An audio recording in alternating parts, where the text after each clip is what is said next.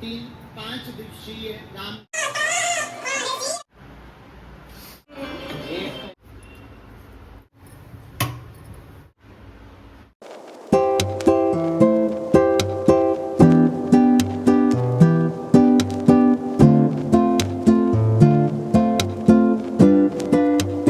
Sitaram Hanuman guys, कैसे हैं आप सब लोग। आई होप आप सब लोग अच्छे होंगे, मस्त होंगे, स्वस्थ होंगे और अपने अपने परिवार के साथ व्यस्त होंगे। तो हम लोग फिर से आ गए हैं आप लोगों के लिए एक और नया व्लॉग लेकर। तो आज है संडे और आज हम थोड़ा सा जानबूझ के लेट ही उठे हैं, क्योंकि वैसे तो हमारा रूटीन रहता है ब्रह्म मुहूर्त का, लेकिन आज थोड़ा सा हमने डिले कर दिया क्योंकि आज संडे है और संडे का एक दिन तो बनता ही है कि चलो थोड़ा सा डिले हो जाए। तो बस यहाँ 5 बजे थे, वैसे हम 4 बजे उठते हैं, तो 5 बजे हम लोग उठ गए थे। आज 1 घंटा लेट उठे हम लोग। तो 5 बजे उठने के बाद सबसे पहले सभी देवी देवताओं को प्रणाम, और उसके बाद जो है हमने अपने अच्छी सी खूबसूरत सी सुबह की शुरुआत करी। पतिदेव ने कर दिया था पानी गर्म, तो सबसे पहले पियेंगे एक एक गिलास गुनगुना पानी, वो भी खाली पेट, जो कि बहुत अच्छा होता है सुबह के टाइम। और ये हैबिट ना हर किसी को बनानी चाहिए, बहुत अच्छा होता है पेट के लिए। तो बहुत ही एकदम रामबाण इलाज है ये। अगर कोई भी बीमारी से आप जूझ रहे हो ना, सुबह ये करना शुरू कर दो, आप एकदम बहुत अच्छा फील करने लगेंगे और आपकी आधी से ज़्यादा बीमारियां तो अपने आप ठीक होने लग जाती हैं। तो यहाँ पतिदेव ले आए थे पानी गर्म करके, तो हम लोग पीने लग गए थे 1 गिलास गुनगुना पानी। और इतनी प्यारी सी सुबह होती है। गर्मियों में तो वैसे ही सुबह उठने का मन करता है, क्योंकि इतनी ज़्यादा गर्मी अभी होने लगी है और सुबह का मौसम बहुत ही ठंडा और अच्छा रहता है। उसी टाइम पे अपने सारे काम कर लो तो वही अच्छा है।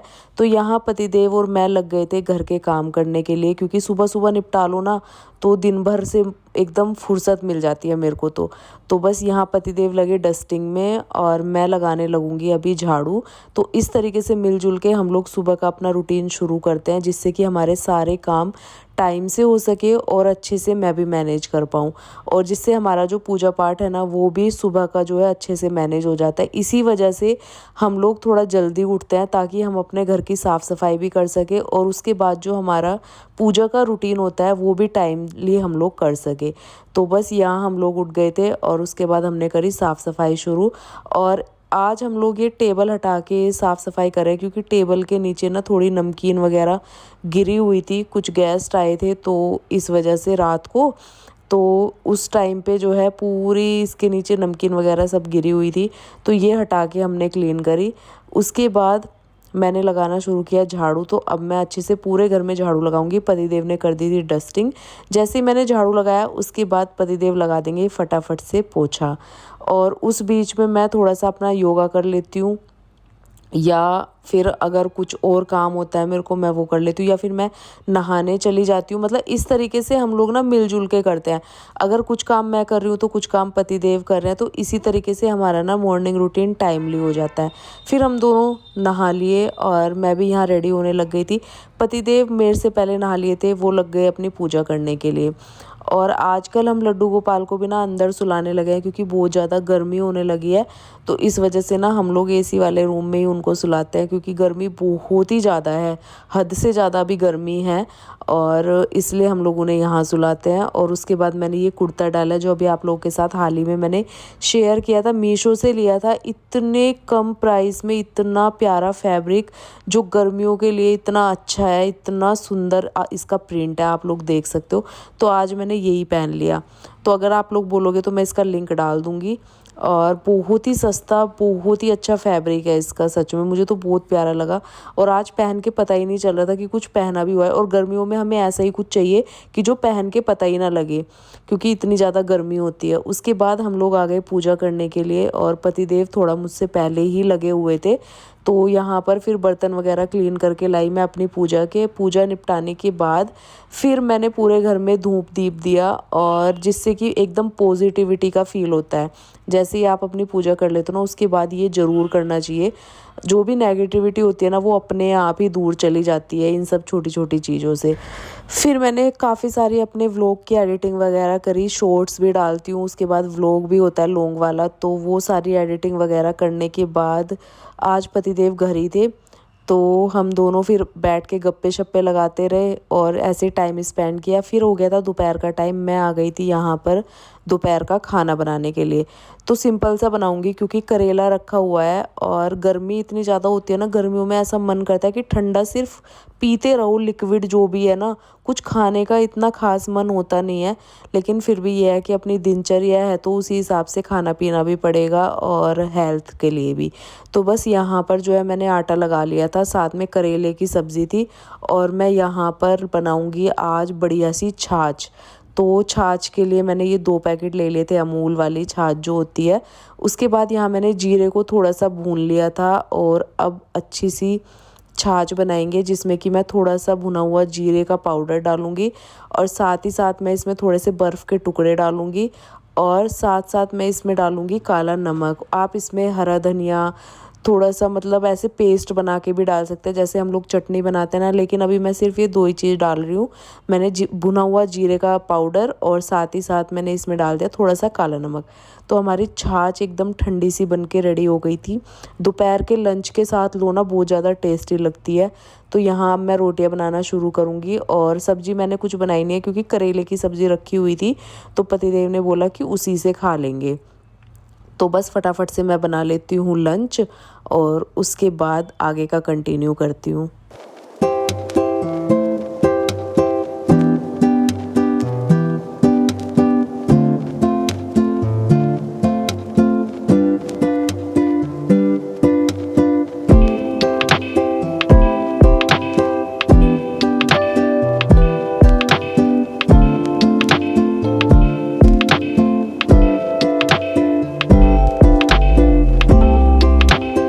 तो यहाँ पर टेस्टी सी लंच थाली लग चुकी थी जो कि पतिदेव ने लगाई थी। तो उसमें रखा था करेले की सब्ज़ी, जो मैंने अभी छाछ बनाई वो, साथ में गुड़ और रोटी। ये हमारी देसी थाली बन के तैयार हो गई थी लंच की।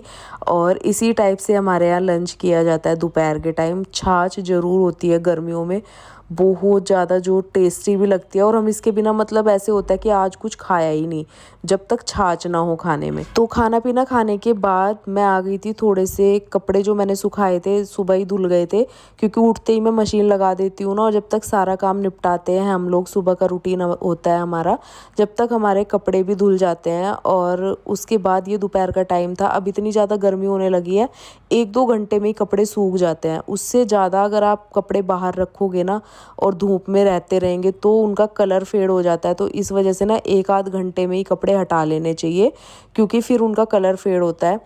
तो मैं कपड़े अंदर ले आई थी हटा के। उसके बाद मैं आई किचन में, थोड़ी बहुत किचन क्लीनिंग थी जो अभी खाने के बाद की, लंच वगैरह किया था तो फटाफट से साथ के साथ मैं अपनी किचन भी क्लीन कर दूंगी। तो यही कुछ चीज़ें होती हैं जो आप साथ के साथ टाइमली निपटाओगे ना, तो आपको लगेगा ही नहीं कि आपके ऊपर इतनी बड़ी जिम्मेदारी है और इतना ज़्यादा घर का काम हो जाता है। और एक काम है ना, हमें बोझ की तरह लगता है, प्रेशर सा लगता है कि यार अभी ये भी करना है, अभी वो भी करना है।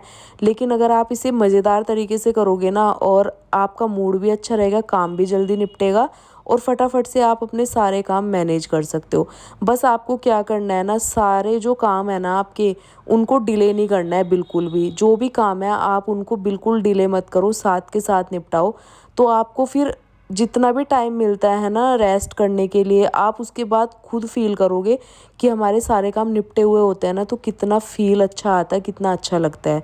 तो मैं तो यहाँ पर जो भी काम होते हैं ना मेरे, सारे साथ के साथ करती हूँ जब से मेरा ये ब्रह्म मुहूर्त वाला रूटीन हमने बनाया है। क्योंकि अगर मैं काम पेंडिंग छोड़ूंगी ना तो मैं वो पूरा अपना रूटीन नहीं कर पाऊंगी फॉलो जो मैंने बनाया हुआ है। तो यहाँ पर देखिए मैंने किचन क्लीनिंग कर दी थी अच्छे से, मतलब बर्तन वगैरह धुल दिए थे पूरे। उसके बाद मैंने ये सिंक क्लीन करी है साथ के साथ, क्योंकि स्टेन्स बहुत ज़्यादा लग जाते हैं चिकनाई के, और इधर उधर जब आप बर्तन वॉश करते हो तो सिंक में पूरा इधर उधर स्टेन्स हो जाते हैं, तो उनको साथ के साथ मैंने क्लीन कर दिया। फिर आती है काउंटर टॉप की बारी और गैस स्टोव की। साथ के साथ मैं ये दोनों चीज़ें भी क्लीन करती हूँ। सबसे पहले तो जितने भी खाना बनाने के बाद जितने बर्तन फैलते हैं ना काउंटर टॉप पे, या जितनी भी चीज़ें आप रखते हो खाना बनाने के लिए, वो सारी चीज़ें मैं अपने प्लेस पर अरेंज करती हूँ और पहले काउंटर टॉप पूरा खाली कर लेती हूँ। उसके बाद सारे बर्तन जो भी लेफ़्ट ओवर खाना होता है उसको हटाती हूँ और उसके बाद जो है बर्तन वगैरह वॉश करने के बाद सबसे लास्ट में मैं करती हूँ काउंटर टॉप और गैस स्टोव क्लीन। तो इससे ना काम थोड़ा फटाफट हो जाता है जल्दी। वो आप अपने तरीके से कर सकते हो, जैसे भी आपको अच्छा लगे। मैं अपना तरीका बता रही हूँ आपको, जैसे मेरे को अच्छा लगता है और जल्दी निपटता है काम। उसके बाद मैं किचन क्लीनिंग करके आई तो यहाँ पर पतिदेव लेटे हुए थे, तो गुरुदेव की कथा चल गई थी। तो मैंने सोचा कि इस कथा सुनते सुनते ना अपना ये वाला काम भी निपटा लेती हूँ। और इसमें भी ऐसे ही 5 या 10 मिनट लगेंगे कपड़े फोल्ड करने में, अरेंज करने में। उसके बाद आराम से बैठ के कथा सुनेंगे हम लोग। तो पतिदेव तो लग गए थे, मैं भी सुनते सुनते मैं अपना ये वाला काम निपटा लेती हूँ। तो जो भी काम है ना उसको मज़ेदार तरीके से करोगे ना तो आपको बिल्कुल भी फील नहीं होगा कि काम पड़ा है, ये करना है, वो करना है। तो काम को ना इस तरीके से लो। अब जो भी आपको पसंद है, जो भी आप सीरियल वगैरह देखते हो, फ़ोन चलाते हो, उसको देखते देखते भी आप काम कर सकते हो, या फिर टीवी देखते हो, टीवी चला के आप अपने ये सारे काम निपटा सकते हो, जिससे आपको बिल्कुल भी बोरिंग फील नहीं होगा। तो बस यहाँ पर देखिए कथा सुनते सुनते हम लोग जो है कथा भी सुन रहे थे गुरुजी की, और साथ ही साथ मैंने सारे कपड़े भी फोल्ड करने शुरू कर दिए थे। और अभी रिसेंटली जो गुरुजी की बागेश्वर धाम की जो कथा चल रही है वो नागपुर में चल रही है प्रयागराज के बाद।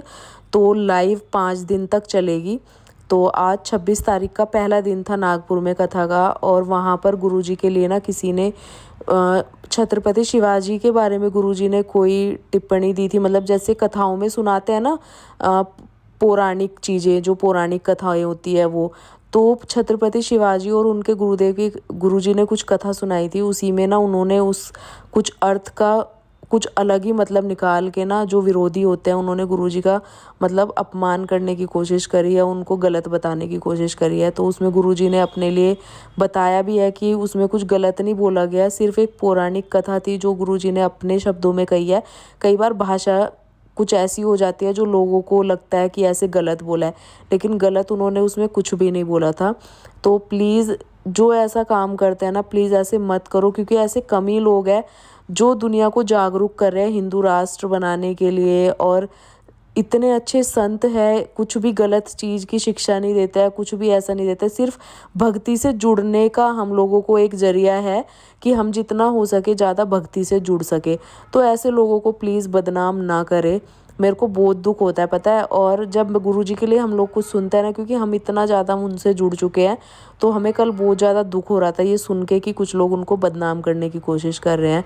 तो कथा सुनते सुनते हम लोग आ गए थे बाहर। तो मैंने सोचा कि सुनते सुनते ना मैं अपने जो है डिनर की तैयारी कर लेती हूँ, और पतिदेव यहाँ अपना कुछ ऑफिस का काम करने लग गए थे, और कथा जो है हमारी कंटिन्यू चलती रहेगी, क्योंकि सुनते सुनते भी हम काम कर सकते हैं। तो बस यहाँ पर मैंने डिनर की तैयारी शुरू कर दी थी। पहले तो सुबह के लिए मैंने दाल सोख करके रखी, साबुत उड़द, जो कि मुझे सुबह बनाने हैं। उसके अलावा साथ ही साथ मैंने यहाँ पर बनाया आज दलिया।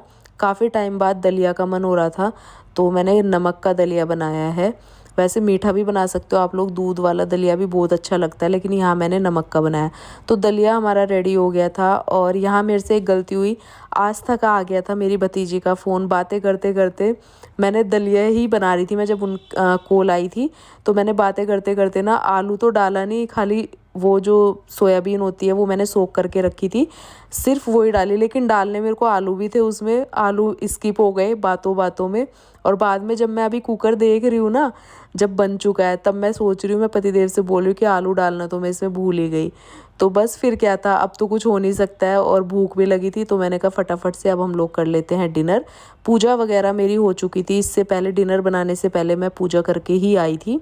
और अब यहाँ मैंने डिनर सर्व कर दिया था। तो टेस्टी सा दलिया हमारा रेडी है। वैसे सोयाबीन के साथ भी अच्छा लगता है, लेकिन पतिदेव को कम पसंद है थोड़ी सी सोयाबीन, लेकिन आज मैंने उनको खिला ही दिया। मैंने कहा खाओ, अच्छी प्रोटीन वाली होती है।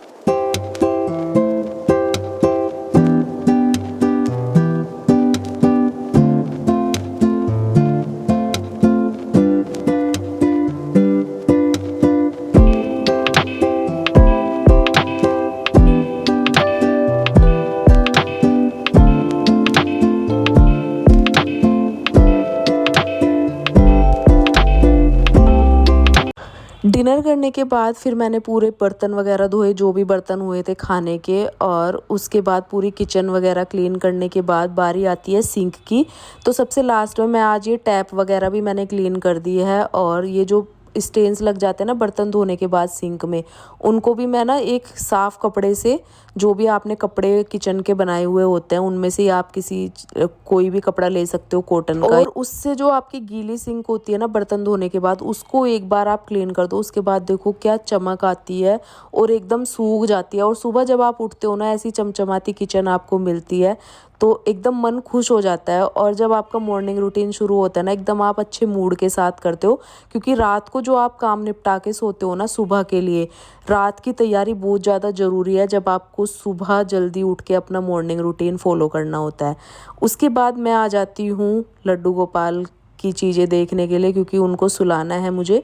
तो उनके जितने भी बर्तन हैं वो मैं एक साइड रखती हूँ। पानी वगैरह मैं दिन में रखती हूँ ना उनके पास, और उनको बीच में पानी पिलाते भी रहना चाहिए क्योंकि गर्मी बहुत ज़्यादा होने लगी है। उसके बाद अब मैं उनकी जो ड्रेस है वो चेंज करूँगी, रात के कपड़े पहनाऊँगी उनको। उसके बाद सुलाने के लिए ले जाएंगे बेडरूम में, और वहाँ पर अलग हमने उनका बना रखा है सुलाने के लिए। तो जो कॉर्नर है ना उसके ऊपर बिल्कुल खाली जगह होती है, तो मैं उनको वहाँ सुला देती हूँ, क्योंकि बहुत ज़्यादा गर्मी होती है तो वो कमरा ठंडा रहता है इस वजह से। तो ये मेरा लास्ट काम था, लड्डू गोपाल को सुला के सारी लाइट्स वगैरह ऑफ करके फिर हम लोग भी जाएंगे सोने के लिए। तो ये होता है सुबह से शाम तक का मेरा रूटीन। और आप लोगों को कैसा लगता है कमेंट करना, तो चैनल को सब्सक्राइब करना। मिलती हूँ आपसे एक और ऐसे ही अच्छे से नए व्लॉग के साथ। तब तक के लिए bye bye and take care.